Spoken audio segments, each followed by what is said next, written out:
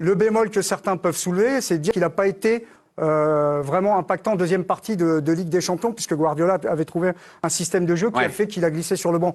Mais Salah, il s'arrête en huitième de finale. Hakimi, moi j'aurais pas mis Hakimi pour les Marocains, pour être honnête avec vous, parce que je trouve j'aurais mis Amrabat ou Bounou. Ah. C'est mon avis. Hein. D'accord, ça se discute. Notamment le gardien qui a gagné le problème du Maroc, c'était une performance collective. Il est difficile de ressortir une individualité. Alors honnêtement, puisqu'ici on se dit tout, c'est pas lui que je ressortais moi. Okay. Je ressortais Bounou, qui a gagné la C3 avec Séville en étant décisif et qui a été extraordinaire à la Coupe du Monde. Et 13e au Ballon d'Or. Et puis Salah qui a fait ses stats, mais qui s'est arrêté en huitième de finale de la Ligue des Champions et qui s'est pas qualifié en Ligue des Champions. Donc, si vous me demandez si l'absence de Mahrez elle est incroyable, je vous dis oui. Et je bascule même dans le manque de respect quand je vois qu'il est même pas dans le 11 de l'année. Est-ce qu'on peut maintenant, mon cher Nabil Djellit, placer sans hésitation aucune la Côte d'Ivoire parmi les favoris de la prochaine CAN? Moi, je vais même aller plus loin. Pour moi, c'est le favori. Ah, c'est le favori. Vous ne voyez pas la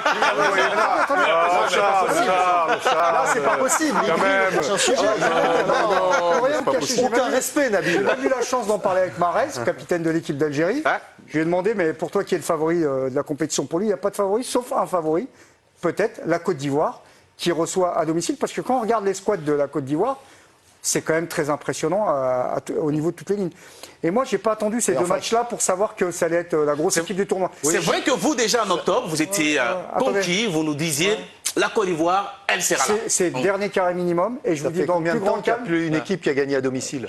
Ça va arriver, t'inquiète pas. Depuis l'Égypte en 2016. Vous savez où j'ai vu où ils étaient très forts? C'est pas du tout contre les Seychelles et la Gambie. Pour moi, ils ont fait le boulot normal. Je les ai vus face au Maroc. J'ai vu le match face au Maroc. Et la meilleure équipe sur le terrain, c'était clairement la Côte d'Ivoire, parce que le 1 partout, il est en trompe-l'œil. Ok, le Maroc, ils n'étaient peut-être pas au complet, mais moi, j'ai vu une équipe de Côte d'Ivoire explosive, puissante. Elle a manqué un petit peu de réalisme. Je pense que si elle trouve ce réalisme offensif, je pense qu'elle va être extrêmement difficile à arrêter. Voilà. Donc, je vous le dis, la Côte d'Ivoire, ils ont trouvé le Magic System, là. La star de l'équipe, c'est évidemment Riyad Mahrez, qui est un des meilleurs joueurs de la planète actuellement. Encore nommé au Ballon d'Or pour la troisième fois, la crème de la crème.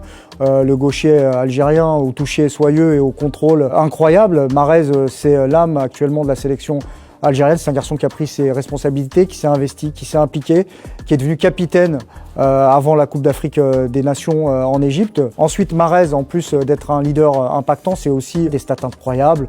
C'est un garçon qui a quasiment presque maintenant une trentaine de buts, plus de, 30 ou 40 passes décisives. Donc, il est décisif souvent sur les gros matchs et sur les matchs qui comptent, là où il faut faire la différence. Un peu comme pour Djamel Belmadi, quand on se posait la question de savoir si c'était peut-être le meilleur sélectionneur de l'histoire. Bon, à ce rythme-là, Mahrez, il y a de fortes chances, même si l'Algérie a une histoire forte. C'est un pays qui a enfanté beaucoup de génies, Daleb, Madjer, Belloumi, Mekloufi.